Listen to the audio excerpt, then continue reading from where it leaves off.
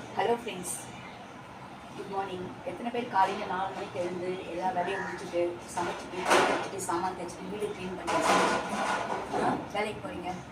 எனக்கு டெய்லி இதான் வேலை. 4 மணிக்கு எழுந்து சமைக்கணும், சாமான் தைக்கணும், துணி துவைக்கணும், வீடு பெருக்கணும்.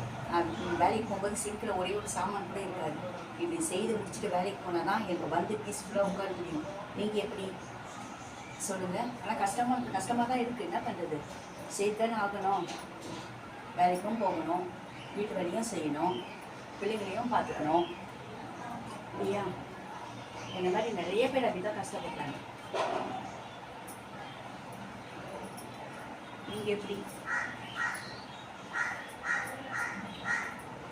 இந்த மழையினால துணி துவைக்கணும் ஒரு 3 நாளாக